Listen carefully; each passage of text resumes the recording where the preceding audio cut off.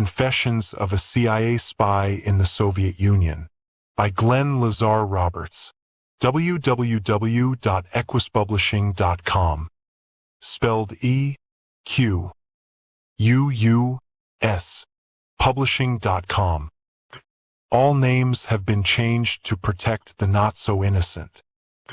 Why the CIA? In my youthful days, I entered the University of Texas at Austin, starry-eyed at the immensity of the campus and teary-eyed from the clouds of marijuana on every side street. After a few years, I completed a degree in anthropology with side specialties in Middle Eastern history and Arabic. Who knows how I fell into this? I don't.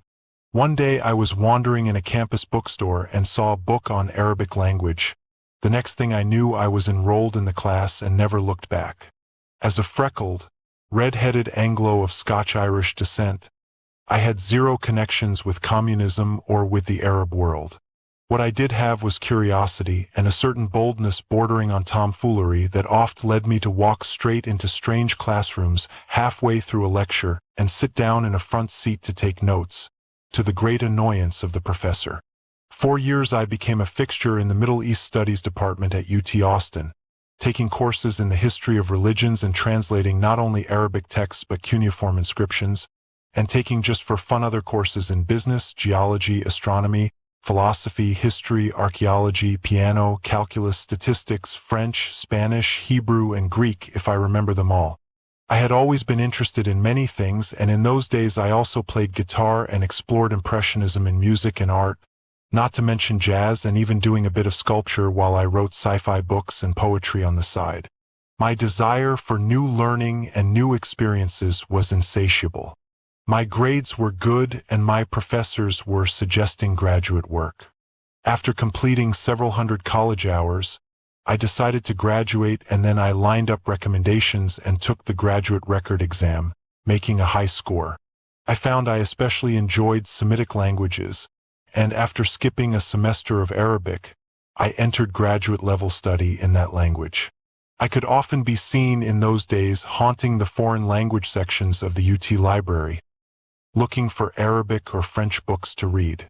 So, I decided to enter a doctoral program in Semitic languages at UCLA in California. After a stopover at Portland State University for more Hebrew, I arrived at UCLA, and for a time I was there engrossed in reading the Old Testament in Hebrew, the New Testament in Greek, and the Quran in Arabic. Not that I was particularly religious. I was not then and am not now. I simply enjoyed linguistic puzzles and still do.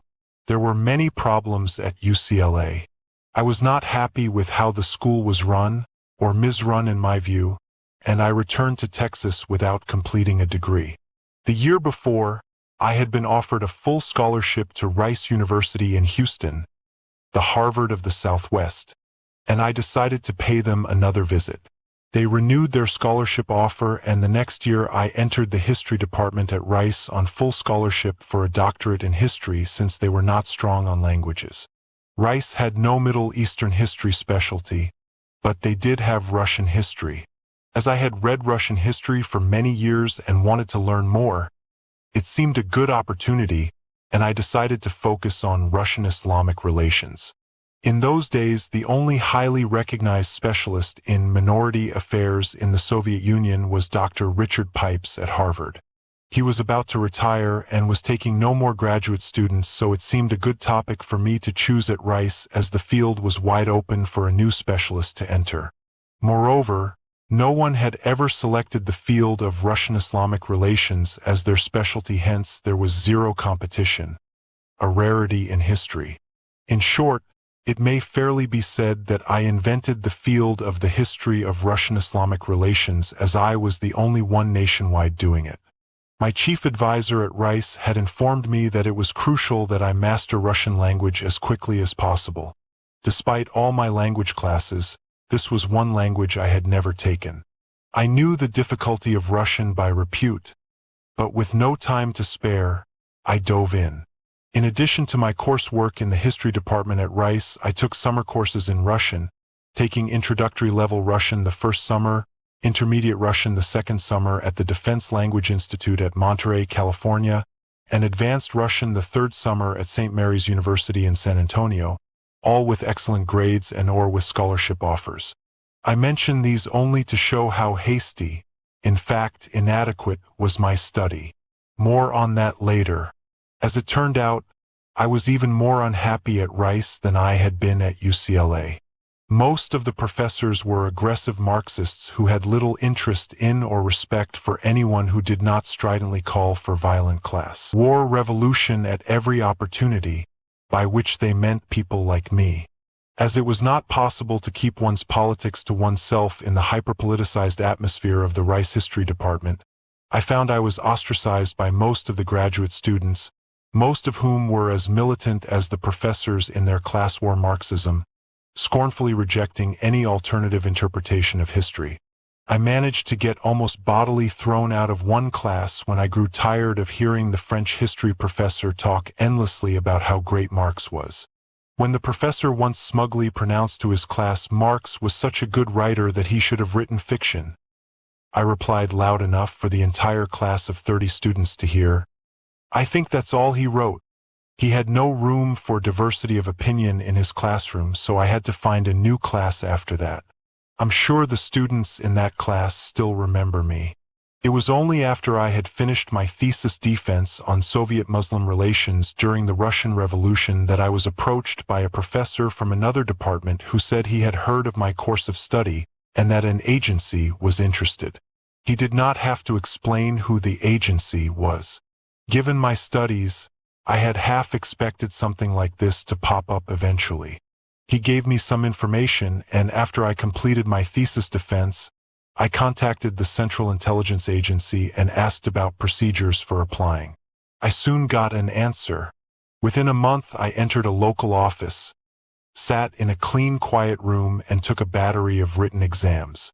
Meantime, I was preparing to go to the Soviet Union. I had recently returned to UCLA to take a refresher course in Advanced Arabic, and in the summer of 1990 I took the advanced course in Russian language at St. Mary's. So I was primed to try both languages overseas. There had been many dramatic events in the Soviet Union in the previous few years, like the fall of the Berlin Wall, and I was certain that the Soviet Union could not last much longer. If I were ever to visit the Soviet Union, I was convinced it would have to be soon or never. My thesis, which I hoped to turn into a dissertation, had plenty of sources, but there were many sources that could not be found in any library in the United States. Given the Islamic slant of my research, American libraries were rather deficient in essential original works. For young people today who may be under the impression that everything is on the internet, I am sorry to disillusion, but many important works were not then and never shall be online. For history buffs, one still has to hop a plane and go where the action is, so to speak. The internet was then only in its infancy, and browsers or cell phones would not appear for many years yet. When I announced my intention to go to the USSR to pursue further work on my thesis, my chief advisor at Rice, to my surprise, was skeptical. Learning that my destination was Uzbekistan, which in those days was part of the Soviet Union, he said, "Drop your Arabic study, Glenn. No one in Uzbekistan speaks Arabic. They only speak Uzbek." My advisor had not had the benefit of years of study at UT's Middle Eastern Studies department, and like many other professors of Russian history in the United States, he knew virtually nothing about the Mideast or Arabic or the religion of Islam. I said, "Yes, they speak Uzbek and Russian. But Uzbekistan is an Islamic country by culture, and I know that the more pious Muslims there will know classical Arabic." He shook his head and wished me good luck. My advisor was one of the more strident Marxists among the tenured professors at Rice, and like many Marxist instructors in Russian history, had never been to Russia.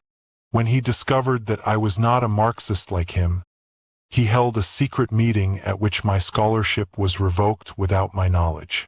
I was only informed of this months after it was done.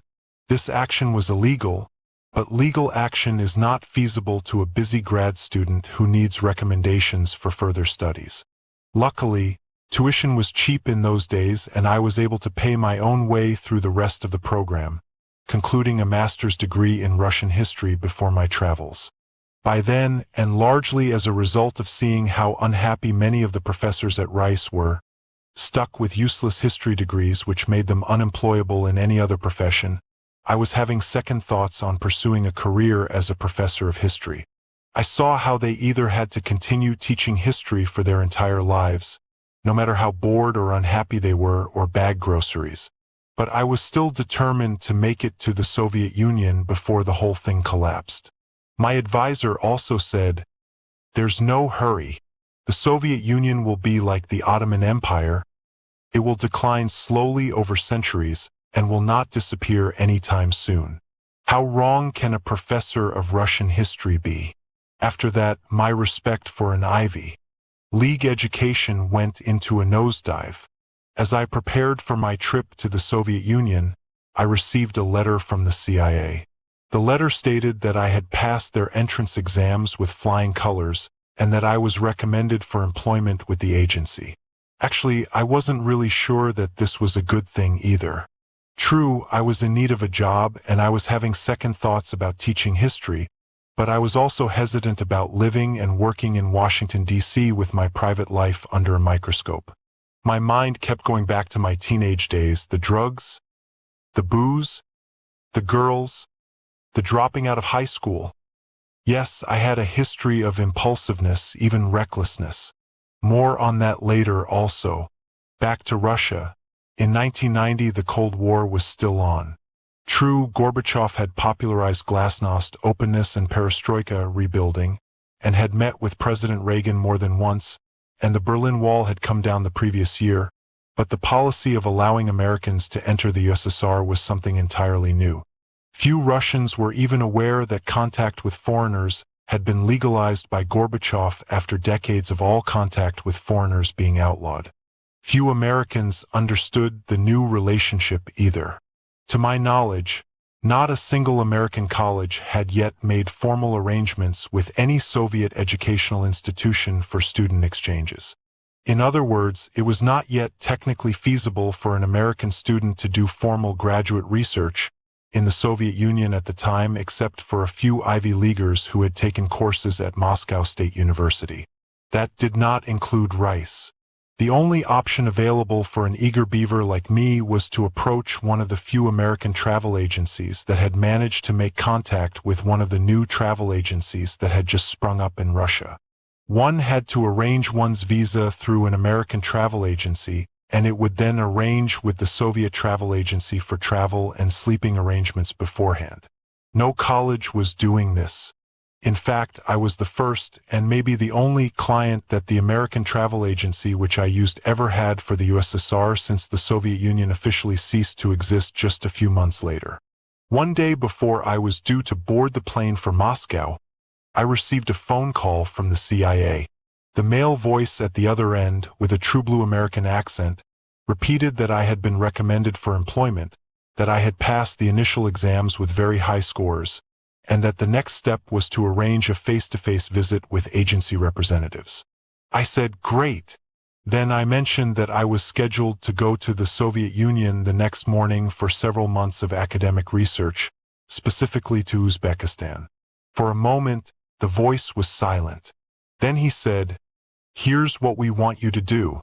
We want you to keep a journal of everything you do, every place you go, and everyone you meet and your conversations with them. We will meet with you when you return for debriefing." I was not sure quite how I would do all that, but I said, "Okay, have a nice trip. Thank you." He hung up. I immediately went out and bought a small, unobtrusive journal. This published book is my record of that trip as recorded at that time, which I still have in my possession. I wrote in it every evening after the day was done in a combination of shorthand, Arabic, Russian, and English, with the shorthand often written backwards. With my sloppy writing, I was certain no one but me could read it, so I was extremely frank with my language and made little effort to disguise anything. In fact, it took a great amount of effort even for me to decipher it after my return. If it had been confiscated, it would have been useless to anyone but me. The month was early October and I would not return till December, about 3 months. I had packed a pullover cap, a backpack, long underwear, and a light zipper jacket. I also brought a light wooden cane/walking stick. And, of course, my little pocket journal and a couple of pencils. The Soviet Union. The plane was almost a direct flight. There was only a brief stopover in Frankfurt, Germany. Then on to Moscow. I still remember the great flocks of large black birds rising from dense misty green forests as we cruised in to land at Domodedovo, one of the airports outside Moscow. Upon landing, my first encounter with a Russian was at customs.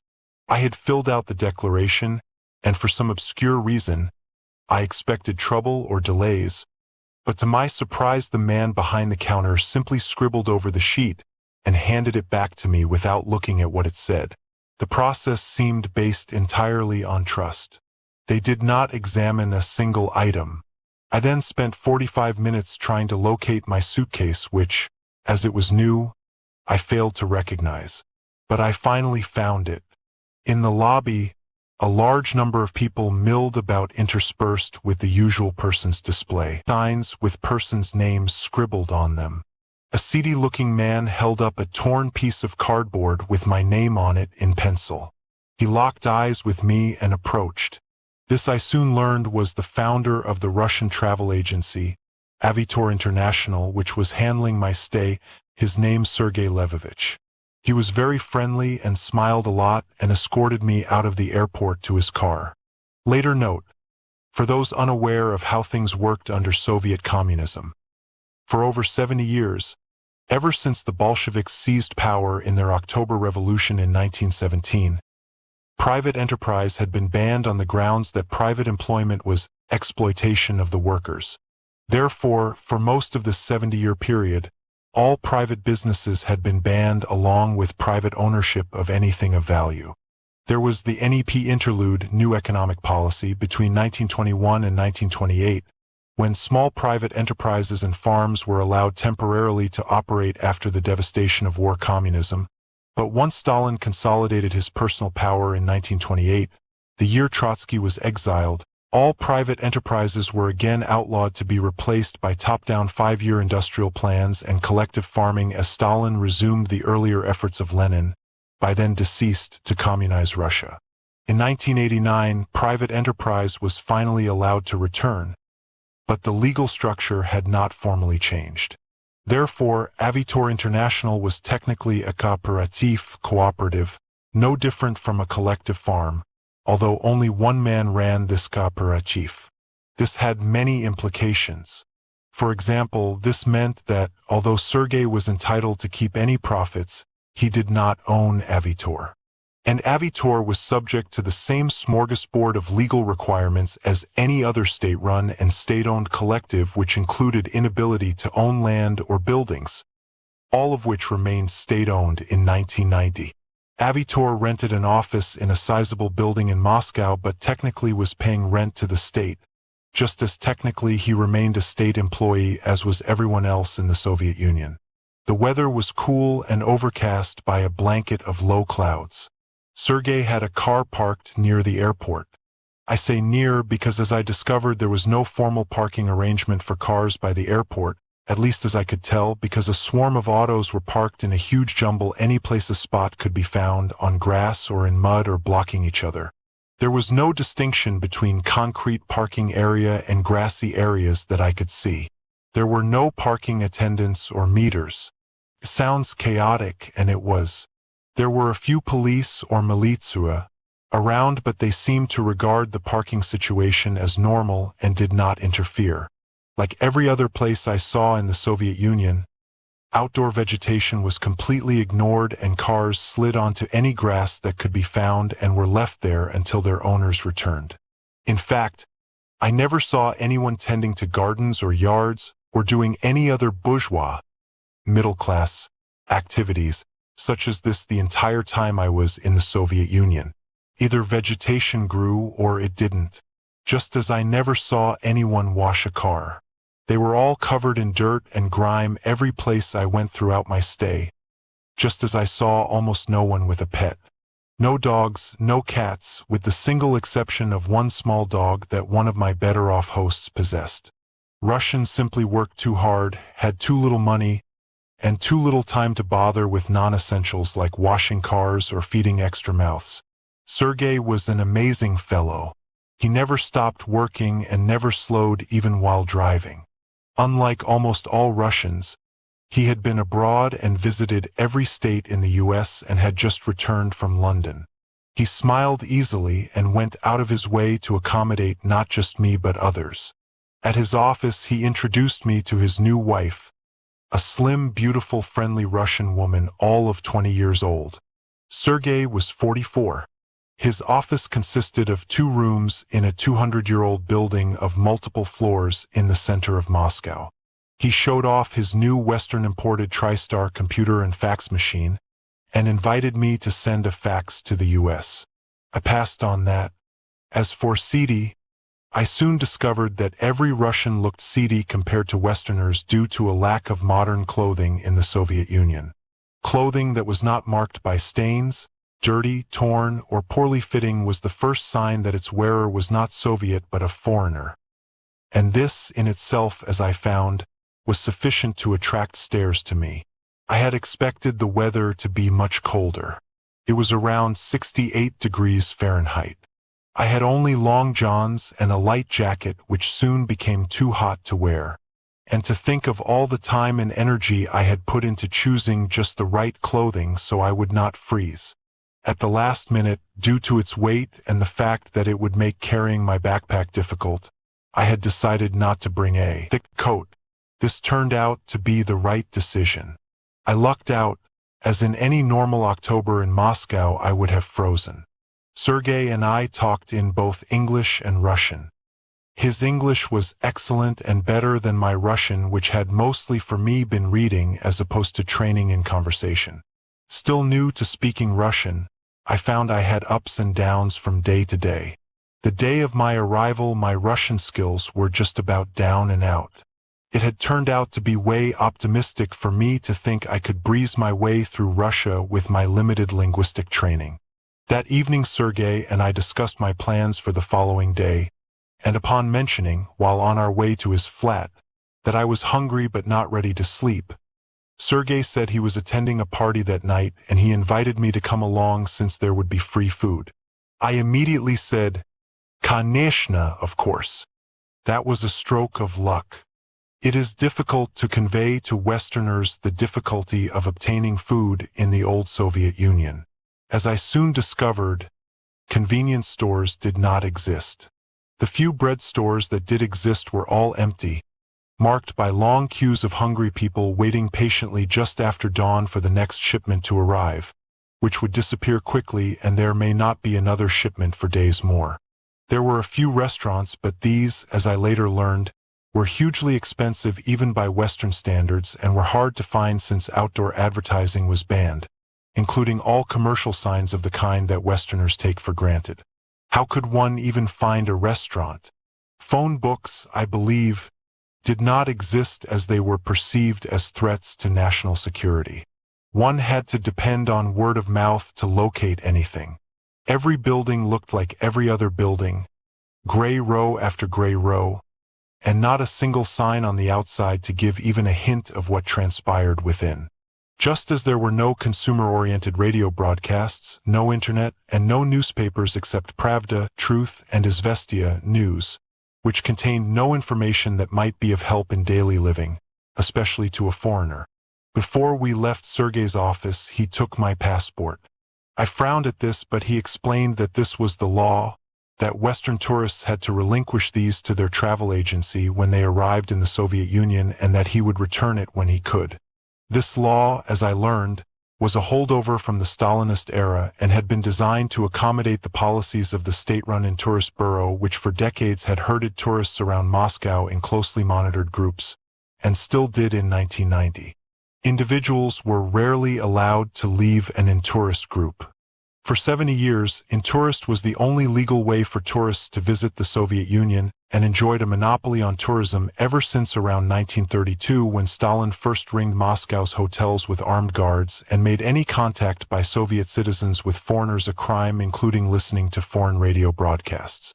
As a new entity attempting to survive in a legal environment designed for an era when no private enterprises were legal, and when employing another person was a crime, Aviator was a shaky venture still trying to get off the ground.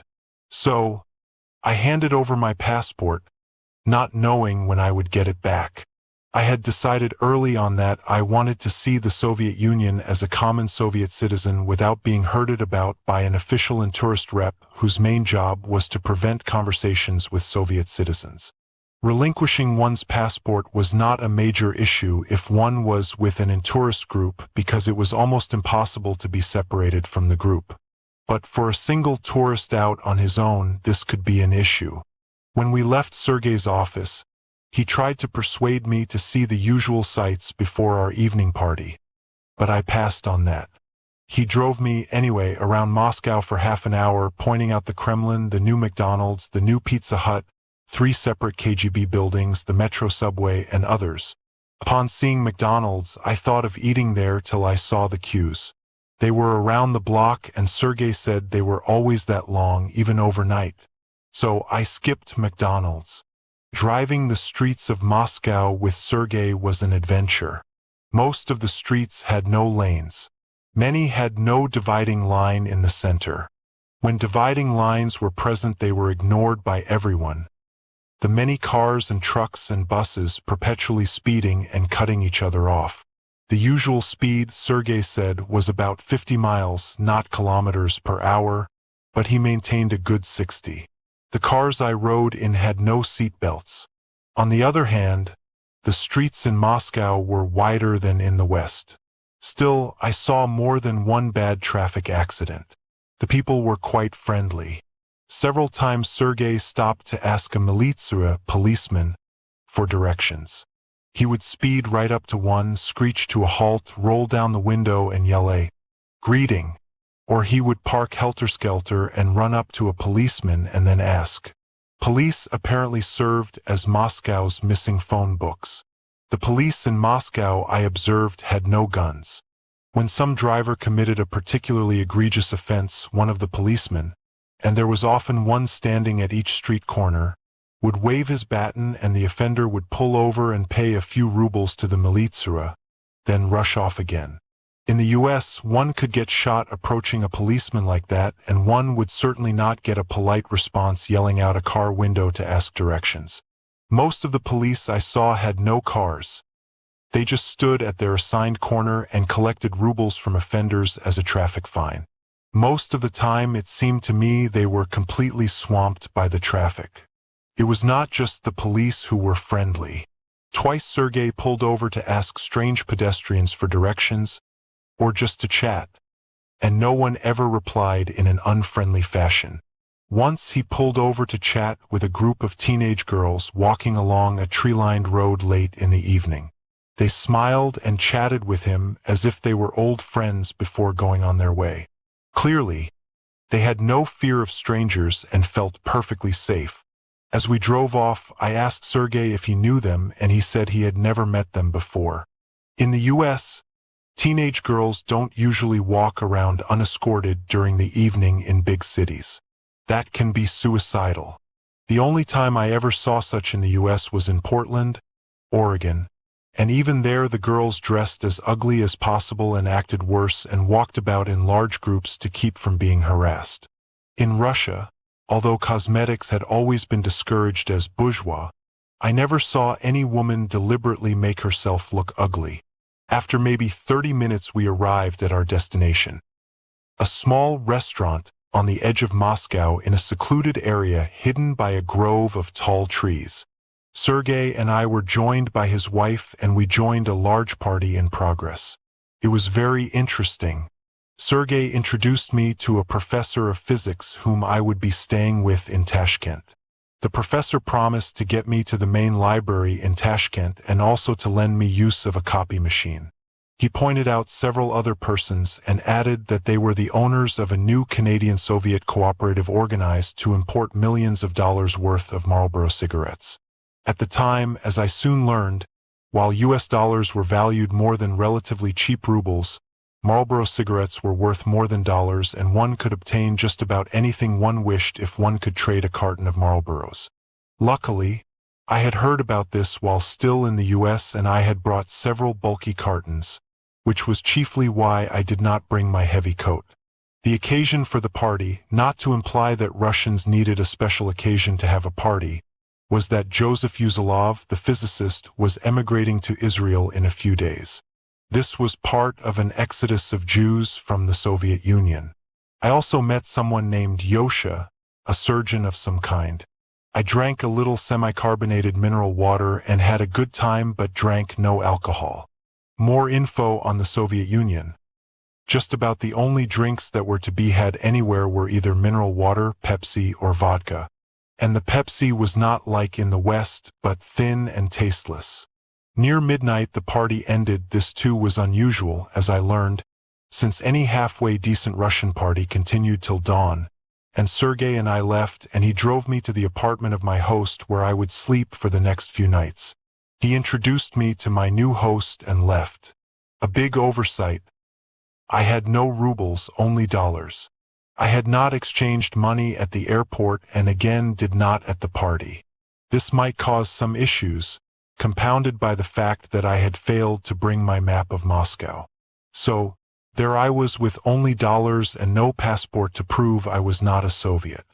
The money situation was important because at the time it was illegal for Soviets to possess any currency but rubles.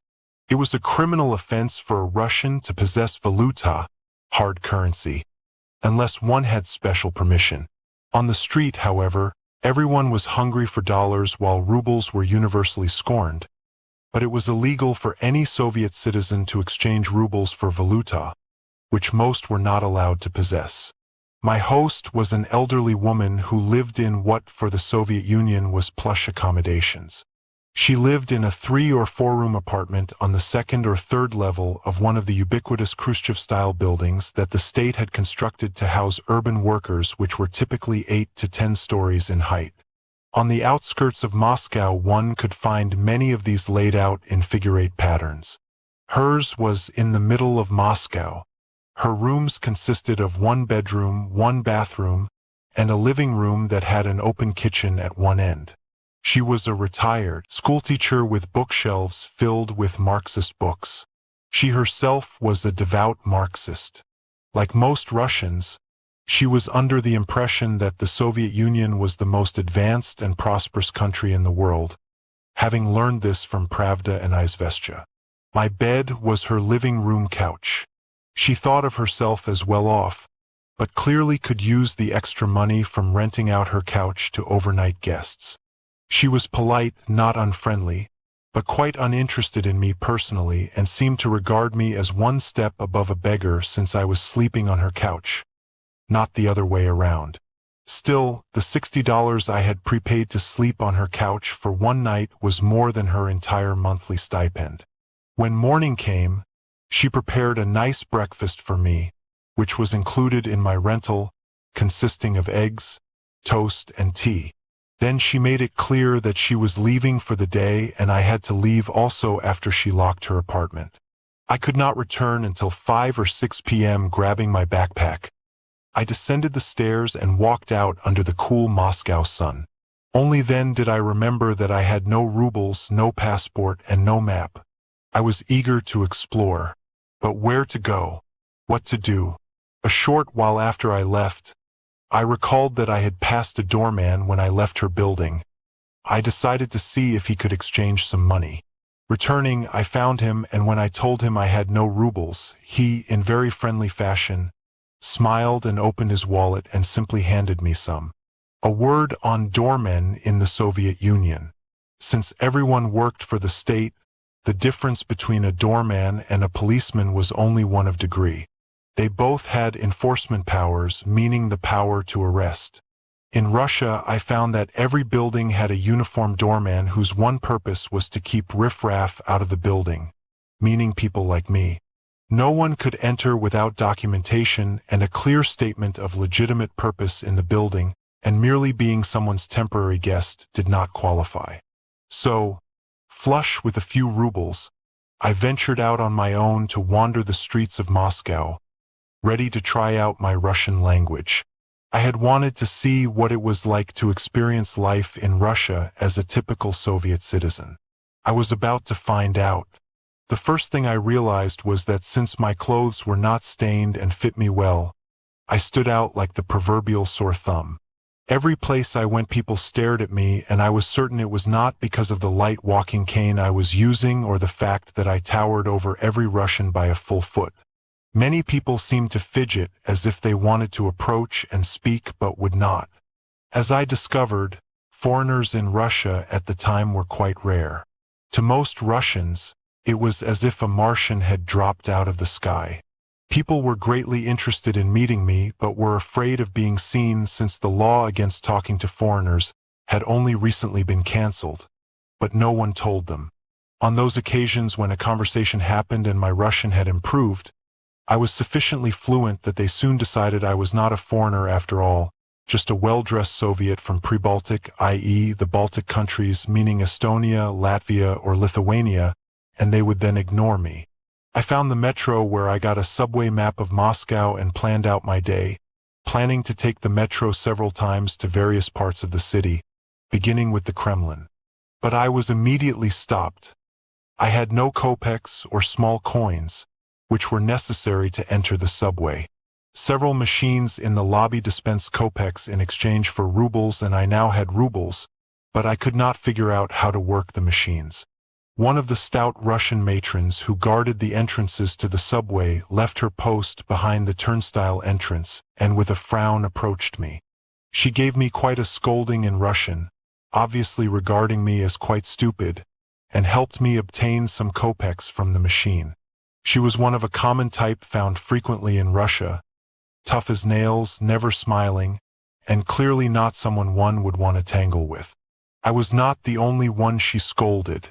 Several teenage boys became too loud in the lobby, and she unloosed on them till they behaved.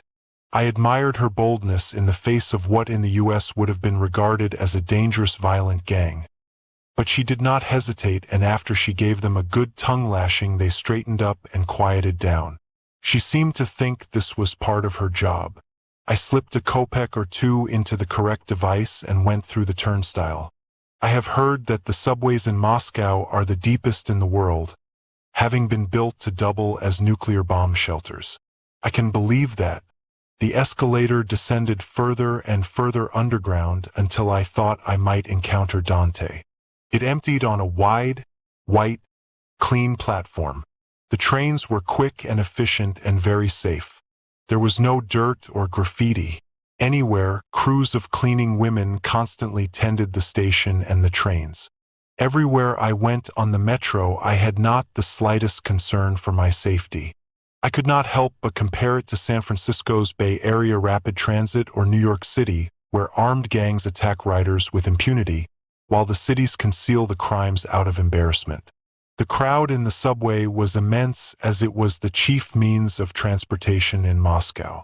In the morning, the crowds would pour from their Khrushchev blocks like ants from anthills, hurry to the buses which were always waiting on the street, ride to the metro, then take the metro to their places of work, and when their workday was over, the flow would reverse. It was like a force of nature to see so many people moving in such regimented fashion.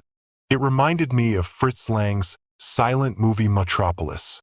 The subway riders were not particularly polite but not rude. They were simply intent on their business and always hurrying. I got many stares from curious citizens, but no one ever spoke to me on the metro. Another curiosity: I never saw any bicycles in the Soviet Union. Everyone took buses or the metro or walked. I suppose the cold weather discouraged them. In center, downtown, I encountered my main problem. Without a passport or enough rubles to take a taxi ride, I was afraid to walk far without a city map. All I had was a metro map. Also, to accommodate the wide streets, Pedestrian tunnels had been provided at every street corner, which required descending, walking the long length of the tunnel, then ascending each time I wanted to cross a street. No map meant I rarely knew exactly where I would emerge, since street signs were difficult to read at a distance, and the tunnels themselves were not well marked. The traffic was far too busy and reckless to risk crossing without using one of those tunnels. Several times I walked a tunnel only to find I had come up at the wrong street and had to retrace my route. I found myself starting to envy tourists who had chosen to be herded about by knowledgeable and tourist reps. I found Red Square or Krasny Plashat. By this time I needed to find a restroom. A long queue of tourists and sightseers were lined up to enter Lenin's tomb, but first things first. I had no interest in seeing Lenin. I knew that virtually nothing of Lenin was in his tomb, a wax dummy having been substituted long ago in the mausoleum. Every tourist feels compelled to view it. Not I. What was the reason for displaying his body? Possessing a graduate degree in Russian history, I knew that Russian Orthodox saints had for centuries been embalmed and displayed to the public with the claim that their sainthood preserved their bodies from decay. The Bolsheviks decided early to preserve their leader, with the idea that untutored Russians would take this as evidence of Lenin's sainthood. Not being Orthodox, this did not impress me, and I had no interest in viewing a wax dummy. Red Square was a large open area bordered on one side by the high-walled Kremlin and on the opposite by the famous department store GUM. A line of armed guards stood near the Kremlin's wall. Feeling the call of nature, I broke from the crowd of people who were always in Red Square and strolled casually toward the Kremlin, thinking to ask about restrooms. This was not a great idea. I was instantly halted by whistles, and several of the guards harshly yelled for me to return to the crowd.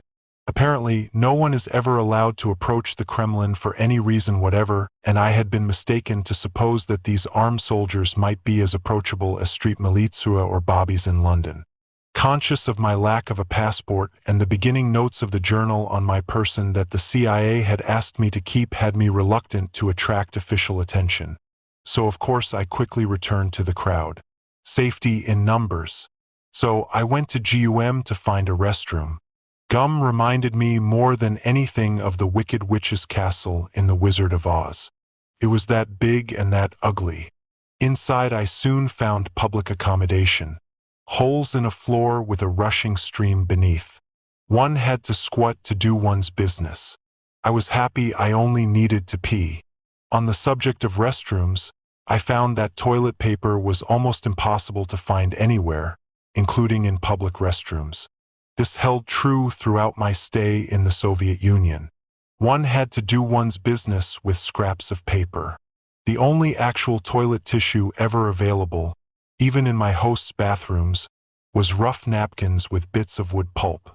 The saying was that Russian toilet paper was ground-up battleships. I can believe it. I had heard of this situation beforehand, and luckily had brought a few rolls of American toilet paper. GUM was a disappointment.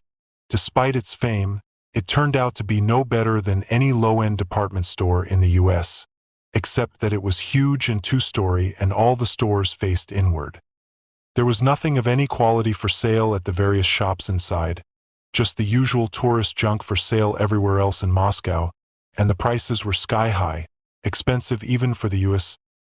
The entire project seemed aimed at rich foreigners herded in and out by English-speaking and tourist reps, just like the sky-high, expensive restaurants which only tourist reps knew the location of. Everything at GUM was priced in US dollars, not rubles, the surest sign that it was a tourist trap. I wondered what kind of Russians lived close to Red Square and why so many of them were wandering around, always clearly identifiable by their drab, unfitted clothing. I struck up a conversation or two, and each immediately tried to sell me cheap trinkets for high prices, especially nested Russian dolls. I will never understand the Russian obsession with nested dolls. If you have seen one, you've seen them all.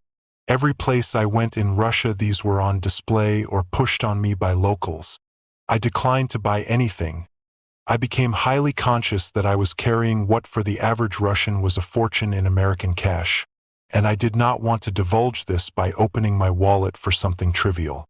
Given that every Russian I encountered was eager to exchange their rubles for my dollars, I likely could have solved my money exchange problem at any time.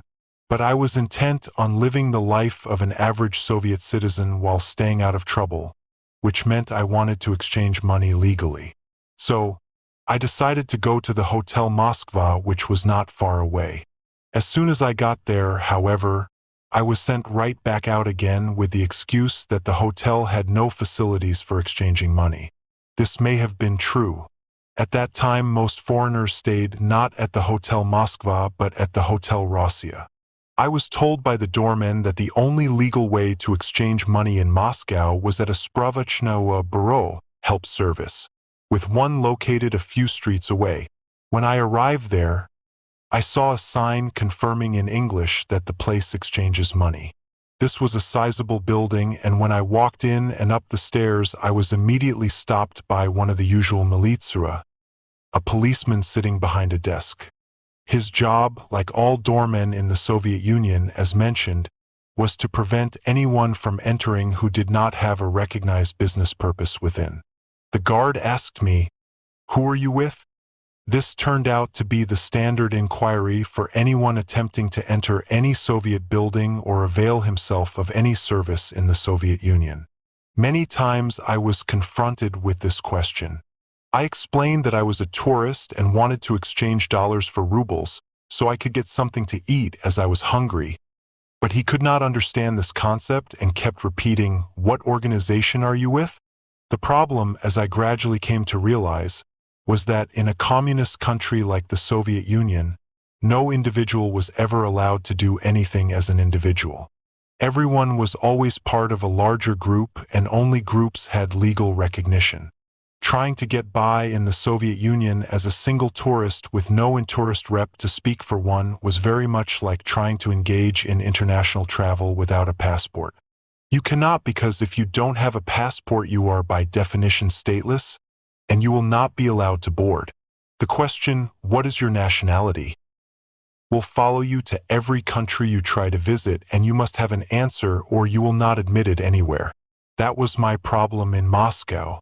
In a very real sense, I was stateless. Legally, I did not exist since I was not part of any Soviet collective. Intourist guests did not have this problem, of course, because they were part of the Intourist collective and their Intourist rep handled all local interactions, so those tourists could never go hungry.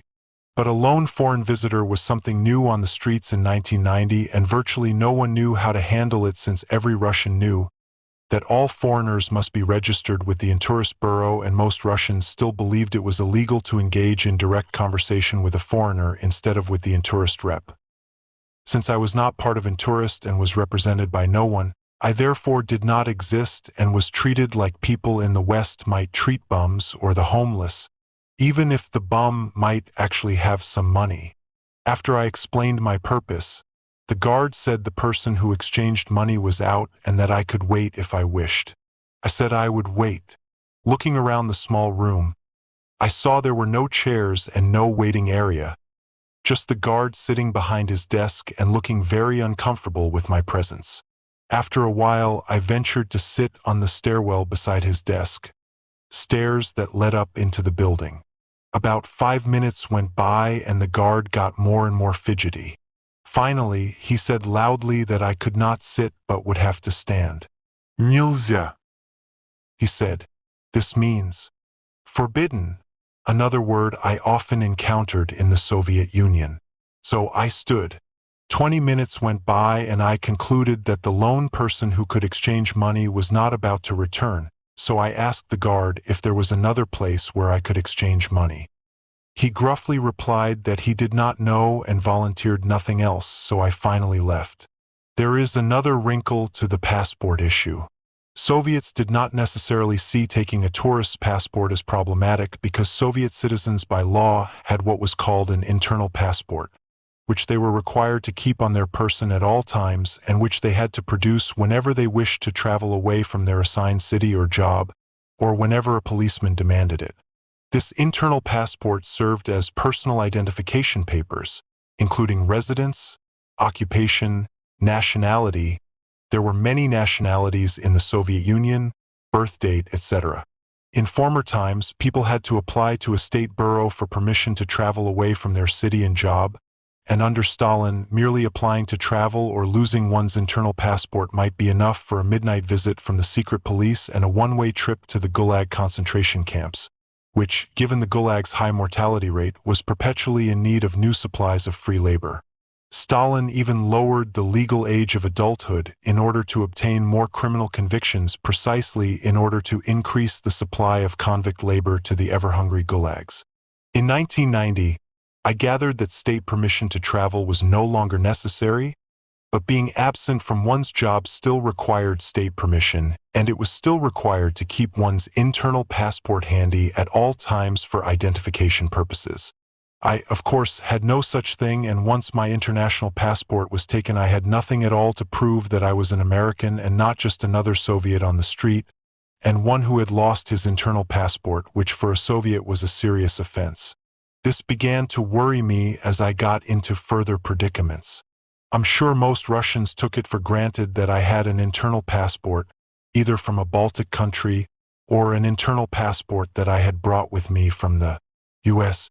That's another thing most Westerners did not understand about the Soviet Union.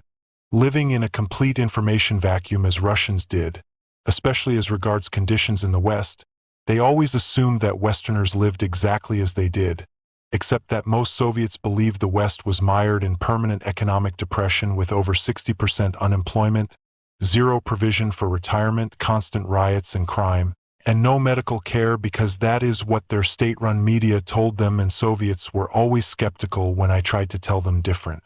So, it was assumed that I too must possess an internal American passport or other national ID. The Soviet Union actually did not invent internal passports. At one time, other European countries had such, and I believe it used to be common to register one's internal passport with the local police each time one transferred one's residence. It is a modern and especially American phenomenon to dispense with national IDs, though I think the US may eventually require them. Thank you for listening to this excerpt from Confessions of a CIA Spy in the Soviet Union. For the rest of the story, please visit Amazon.com and locate Confessions of a CIA Spy in the Soviet Union by Glenn Lazar Roberts, or visit www.equispublishing.com. Thanks again, and be sure to see my other books currently listed on Amazon.